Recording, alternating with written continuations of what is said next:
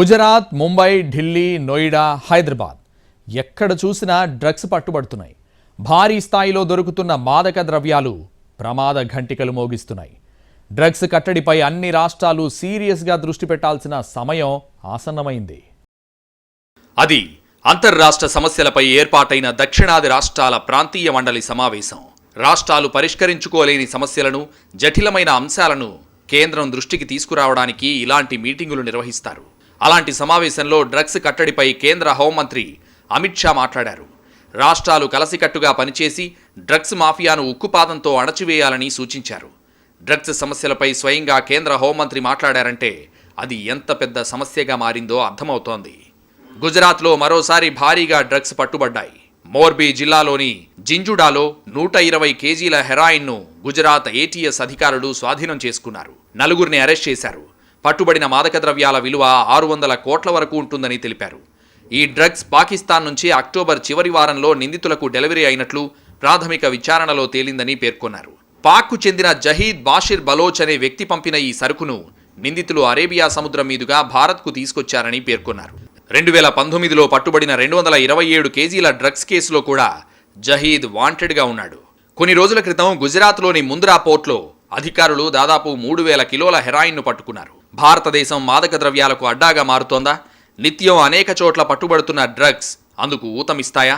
ఒక పక్క కేంద్ర హోంమంత్రి అమిత్ షా దక్షిణాది రాష్ట్రాల అభివృద్ధి మండలి సమావేశంలోనూ డ్రగ్స్ కట్టడి చేయడానికి ప్రాధాన్యత ఇవ్వాలని చెప్పడం వెనుక ఆంతర్యం అదేనా అంటే అవును అన్న సమాధానమే వస్తోంది. ఇప్పుడు భారత్కు డ్రగ్స్ భయం పట్టుకుంది.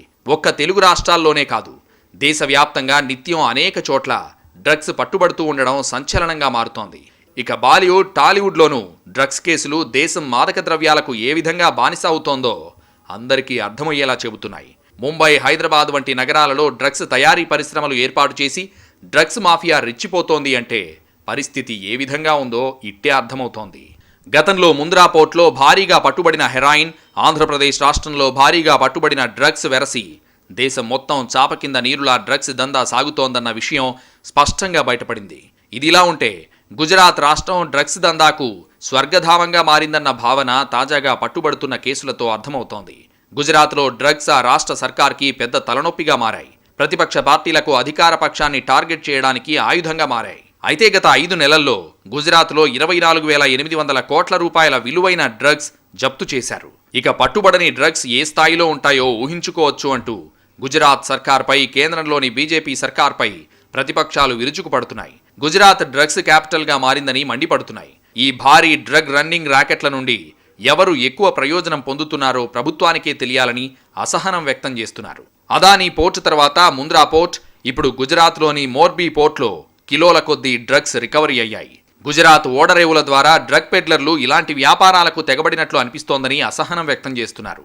డ్రగ్స్ వ్యాపారానికి గుజరాత్ రాష్ట్రాన్ని డ్రగ్స్ మాఫియా స్వర్గంగా భావిస్తున్నట్టున్నారని ప్రభుత్వానికి చురకలు అంటించారు. హైదరాబాద్లో భారీ స్థాయిలో మాదక ద్రవ్యాలను పోలీసులు పట్టుకున్నారు. 2 వేర్వేరు ఘటనల్లో పోలీసులు డ్రగ్స్ను స్వాధీనం చేసుకున్నారు.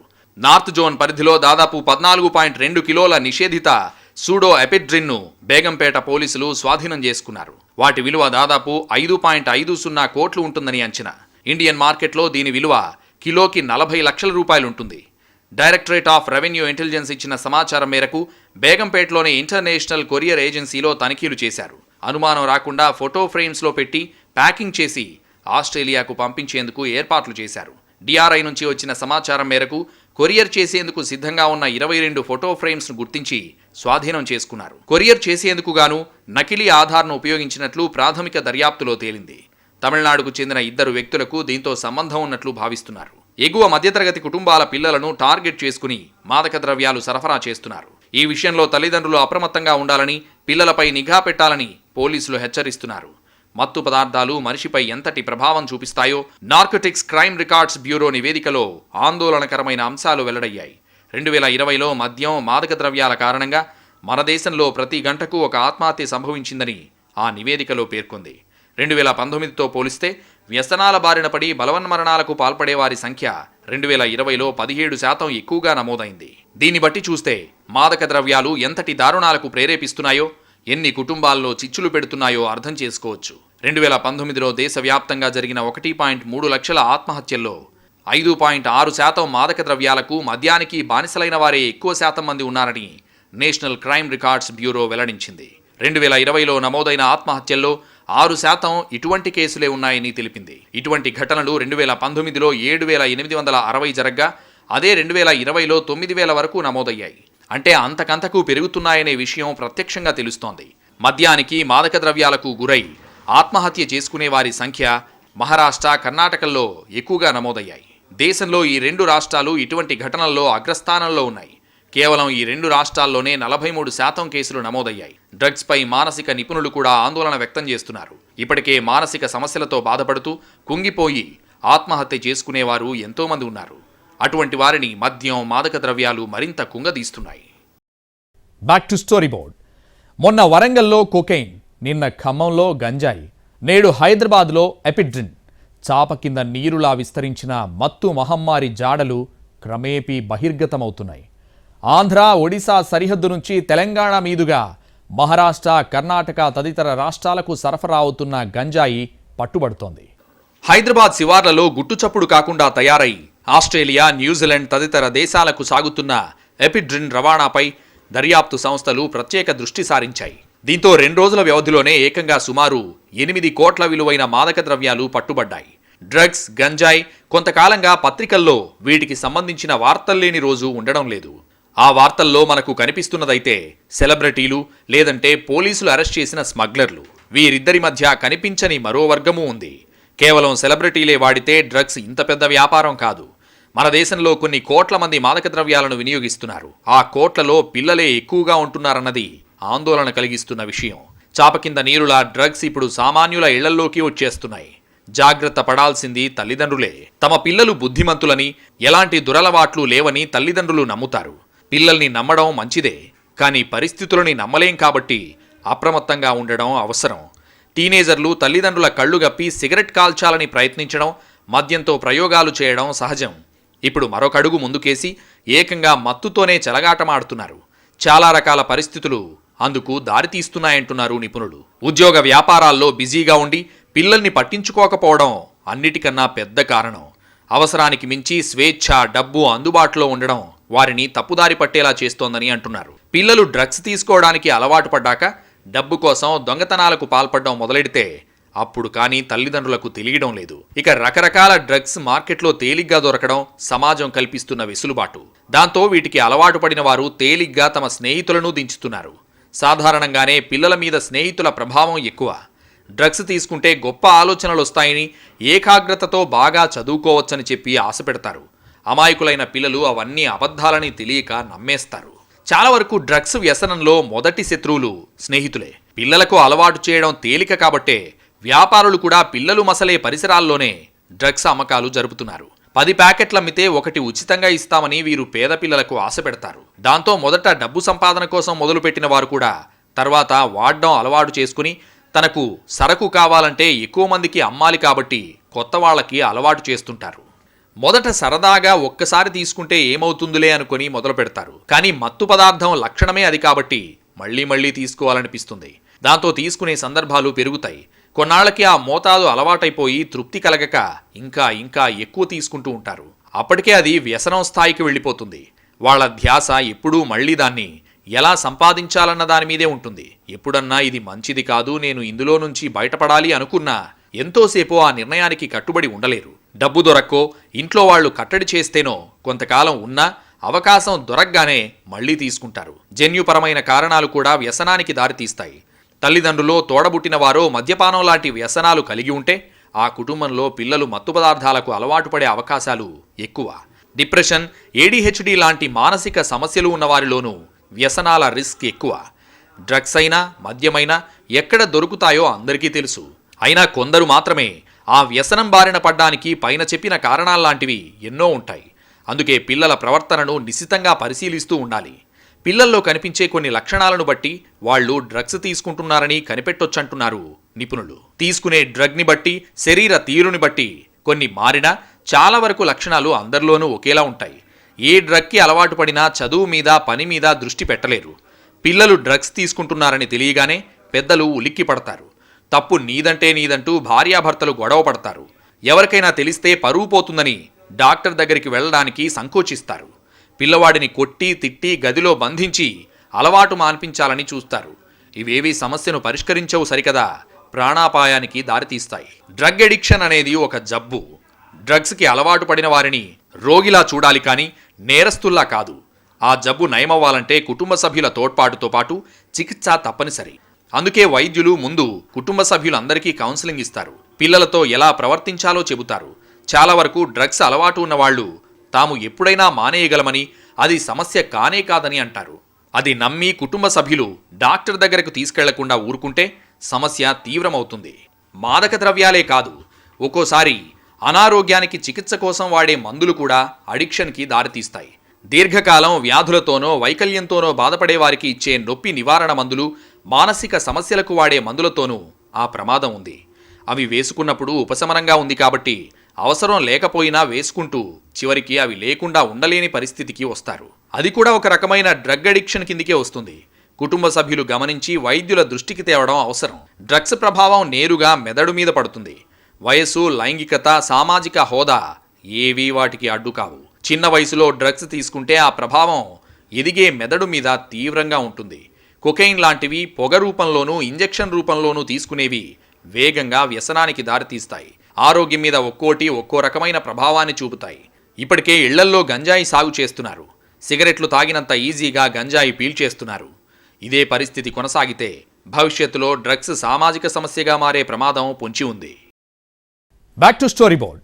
డ్రగ్స్ విషయంలో దేశంలో నగరాలు ఒకదానితో ఒకటి పోటీ పడుతున్నాయి. ప్రభుత్వ నివేదిక ప్రకారం మన దేశంలో మాదక ద్రవ్యాల వినియోగం ప్రపంచ సగటు కన్నా 3 రెట్లు ఎక్కువ. దేశంలో మత్తుకు అలవాటు పడ్డ వారి సంఖ్య 5 కోట్ల పైనేనని, ఒక మహారాష్ట్రలోనే నెలకు 500 కిలోల మార్జువానా తింటున్నారని లెక్కలు చెబుతున్నాయి. స్కూళ్లు, కాలేజీల చుట్టుపక్కల ఉండే చిన్న హోటళ్లు, కాలనీల్లోని కిరాణా దుకాణాలు, పబ్లు, ఆఖరికి మాల్స్తో సహా ఎక్కడ కావాలంటే అక్కడ డ్రగ్స్ దొరుకుతున్నాయి. మత్తు పదార్థాలకు మన నగరాలు పెద్ద మార్కెట్గా మారాయని, అది ఇంకా పెరుగుతోందని ఐక్యరాజ్య సమితి హెచ్చరిస్తోంది. United Nations on drugs and crime నివేదిక ప్రకారం 50 ఆన్లైన్ క్రిప్టో మార్కెట్ వేదికల మీద మన దేశం నుంచి 1000కి పైగా డ్రగ్ లిస్టింగ్స్ ఉన్నాయట. అంటే ఆన్లైన్లో కొంటే కొరియర్లో కోరిన అడ్రస్కు చేరవేస్తున్నారు. ప్రత్యేకంగా వాట్సాప్ గ్రూపులు పెట్టుకుని మరీ ఫ్రెండ్స్ ఒకరికొకరు మాదక ద్రవ్యాలను సరఫరా చేసుకుంటున్నారు. పరిస్థితి తీవ్రతను గుర్తించిన కేంద్ర ప్రభుత్వం నషా ముక్త్ భారత్ అని ఓ ప్రజా చైతన్య కార్యక్రమాన్ని చేపట్టింది. దేశవ్యాప్తంగా సమస్య తీవ్రంగా ఉన్న 272 జిల్లాల మీద దృష్టి పెట్టి ఒక హెల్ప్ లైన్ని నిర్వహిస్తోంది. ఈ హెల్ప్ లైన్లో ఎప్పుడూ కౌన్సిలర్లు అందుబాటులో ఉంటారు. రోజుకు 60-70 కాల్స్ దాకా వస్తున్నాయట. ఎలాగైనా ఈ అలవాటును వదిలించుకోవాలనుకున్న వాళ్ళు, వారి కుటుంబ సభ్యులు ఫోన్ చేసి మాట్లాడితే ఏం చేయాలో, పరిస్థితులను ఎలా ఎదుర్కోవాలో కౌన్సిలర్లు చెబుతారు. సమస్య తీవ్రంగా ఉంటే వైద్యుల సహాయం తీసుకునేలా కౌన్సిలింగ్ ఇస్తారు. గుజరాత్లో అదానీ పోర్ట్లో 3000 కిలోల హెరాయిన్ పట్టుబడింది. ఆ సందర్భంగా తనిఖీలు నిర్వహించగా ఢిల్లీ, నోయిడాలో కూడా పట్టుబడింది. దీనికి సరిగ్గా నెల రోజుల ముందు ముంబైలో 1800 కోట్ల రూపాయలు విలువ చేసే హెరాయిన్ 300 కిలోలు దొరికింది. దానికి ముందు శంషాబాద్ విమానాశ్రయంలో 121 కోట్ల విలువ చేసే సరుకు దొరికింది. అసోంలో 163 కోట్ల రూపాయలు విలువ చేసే సరుకు దొరికింది. లఖనౌపూర్లో 972 కిలోల గంజాయి దొరికింది. ఇవే కాకుండా గత 6 నెలల్లో తెలంగాణలో 4200 కిలోల గంజాయి పట్టుబడింది. విశాఖపట్నంలో అయితే సంవత్సరానికి 7200 కోట్ల మేర గంజాయి వ్యాపారం జరుగుతోందని అంచనా. ఇంత పెద్ద మొత్తంలో నిషేధిత మాదక ద్రవ్యాల సరఫరా జరుగుతున్నా అసలు దోషులెవరన్నది బయటికి రాలేదు. మాజీ ఆర్థిక మంత్రి పి. చిదంబరం అన్నట్లు పై స్థాయి వారి అండ లేకుండా ఇదంతా సాధ్యం కాదు. ప్రపంచవ్యాప్తంగా 269 మిలియన్ల మంది మాదక ద్రవ్యాలకు బానిసలయ్యారు. వీరు కాకుండా ఒక్కసారైనా వాడుతున్న వారు 5.5% మంది ఉన్నారు. ఇండియాలో అయితే మద్యం 16 కోట్ల మంది, గంజాయి 3.1 కోట్ల మంది, హెరాయిన్ 2.8 కోట్ల మంది, కొకైన్ ఇతర మత్తు పదార్థాలు 1.18 కోట్ల మంది వాడుతున్నారు. ప్రపంచవ్యాప్తంగా 2004లో 21% వాడుతుంటే ఇప్పుడది 29.5%కి పెరిగిందని 2020లో ఐక్యరాజ్య సమితి విభాగమైన డ్రగ్స్ అండ్ క్రైమ్ విడుదల చేసిన నివేదికలో పేర్కొంది. ఈ నివేదిక ప్రకారం మాదక ద్రవ్యాల వాడకం వలన ప్రపంచవ్యాప్తంగా 500,000 మంది 2019లో మరణిస్తే ఇండియాలో జరిగిన ఆత్మహత్యల్లో అధిక శాతం ఈ కోవకు చెందినవేనని పేర్కొన్నారు. ప్రపంచవ్యాప్తంగా ప్రమాదకరమైన మాదక ద్రవ్యాలు ఉపయోగించేవారు 0.71% ఉంటే ప్రపంచ సగటు కంటే ఎక్కువగా ఇండియాలో 2.65% ఈ ప్రమాదకరమైన డ్రగ్స్ వాడుతున్నారని ఆ నివేదిక పేర్కొంది. 1985లో narcotic drugs and psychotropic substances చట్టం ప్రకారం మాదక ద్రవ్యాలు వాడటం, కలిగి ఉండటం, సరఫరా, ఉత్పత్తి చట్టరీత్యా నేరం. అయినా ఈరోజు మన దేశంలో విచ్చలవిడిగా డ్రగ్స్ దొరుకుతూనే ఉన్నాయి, వాడకం పెరుగుతూనే ఉంది. ఇంతటి ప్రమాదకరమైన సమస్య రోజురోజుకు తీవ్రమవుతున్నప్పటికీ కేంద్ర రాష్ట్ర ప్రభుత్వాలు చోద్యం చూస్తున్నాయి తప్ప పరిష్కారం దిశగా కదలడం లేదు. ఐక్యరాజ్యసమితి నివేదిక ప్రకారం ప్రపంచవ్యాప్తంగా 157 దేశాల్లో గంజాయి సాగవుతోంది. ఇండియా నివేదిక ప్రకారం దేశంలో 272 జిల్లాల్లో ఈ సమస్య తీవ్రంగా ఉంది. ముఖ్యంగా ఈశాన్య రాష్ట్రాలు, అంతర్జాతీయ పోర్ట్లు, ప్రైవేటు పరం అయిన పోర్ట్ల ద్వారా ఈ సరఫరా ఎక్కువగా జరుగుతోంది. ముంద్రా అయినా, దానితో సంబంధాలున్నాయని వస్తున్న కృష్ణపట్నం పోర్ట్ అయినా, శంషాబాద్ ఎయిర్పోర్ట్ అయినా, ముంబైలో పట్టుబడిందైనా ఇవన్నీ ప్రైవేట్ పోర్ట్లే. ఈ మహమ్మారికి బలైపోతున్న దేశాలు కూడా అత్యంత పేదరికంతో ఉన్న ఆఫ్రికా దేశాలు, ఆ తర్వాత ఆసియా దేశాలు ఉన్నాయి. ప్రపంచీకరణ విధానాలను వేగవంతంగా అమలు చేసే ఇండియా లాంటి దేశాల్లో ఈ వ్యాపారం విస్తరిస్తోంది. 2030 నాటికి మాదక ద్రవ్యాల వ్యాపారం 11% పెరగబోతోందని ఆ నివేదిక పేర్కొంది. ఆకలి, పేదరికం, నిరుద్యోగం, ఆరోగ్య సమస్యలతో సతమతమవుతున్న ప్రజానీకాన్ని సైతం విడిచిపెట్టకుండా డ్రగ్స్ ముఠాలు దోచుకుంటున్నారు. వారి నుంచి పైసలు పిండుకునేందుకు డ్రగ్స్ను వెదజల్లుతున్నారు. మత్తుకు బానిసలైన యువత ఎలాగైనా సరే డబ్బు పోగు చేసి మాదక ద్రవ్యాలను కొనుగోలు చేసేందుకు సిద్ధపడుతున్నారు. ఒకప్పుడు చైనాకు నల్లమందు తయారు చేసి అమ్మి సొమ్ము చేసుకున్నవారు ఇప్పుడు దేశంలో పెట్టుబడిదారులుగా వెలుగొందుతున్నారు.